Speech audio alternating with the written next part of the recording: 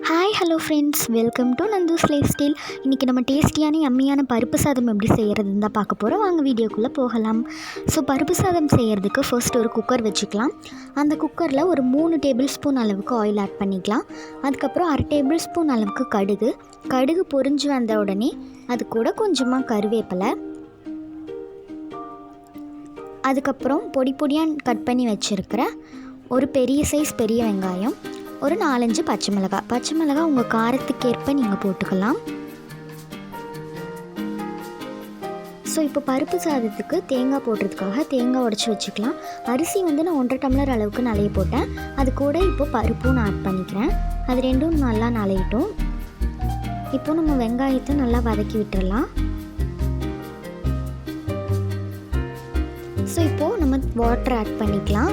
1.5 tumbler அளவுக்கு அரிசி போட்டதுனால நம்ம 2 சொம்பு அளவுக்கு தண்ணி ஆட் பண்ணிக்கலாம். இப்போ நம்ம அரிசியை வாஷ் பண்ணி எடுத்துக்கலாம். அரிசியை வாஷ் பண்ணிவிட்டு அரிசியையும் நம்ம கொதிச்சிட்ருக்கிற அந்த தண்ணி கூட போட்டுடலாம்.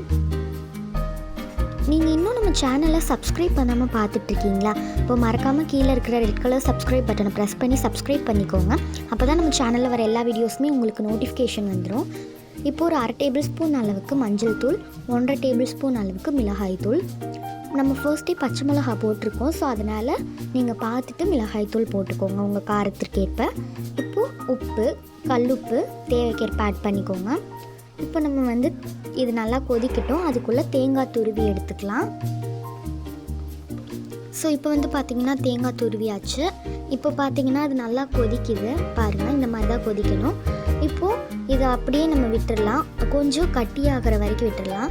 கட்டியானதுக்கப்புறம் நம்ம மூடி வச்சோம்னா ரொம்பவே நல்லாயிருக்கும். ஒரு டைம் மிக்ஸ் பண்ணி விட்டுட்டு கட்டியாக விட்டுடலாம். ஸோ ஸ்டவ்வை வந்து ஸ்லோ ஃப்ளேமில் வச்சுக்கோங்க. நீங்கள் ஹை ஃப்ளேமில் வச்சுட்டு கட்டியாக விட்டிங்கன்னா அடி பிடிச்சிரும். ஸோ இப்போது ரொம்பவும் கெட்டியாக விட்டுறக்கூடாது. இந்த மாதிரி ஸ்டேஜ் வந்ததுக்கப்புறம் நம்ம ஒரு டைம் மிக்ஸ் பண்ணிவிட்டு நம்ம துருவி வச்சுருந்த அந்த தேங்காயை போட்டுட்டு நம்ம குக்கரை மூடி வச்சிடலாம். மூடி ஒரு 2 விசில் விட்டு எடுத்துடலாம்.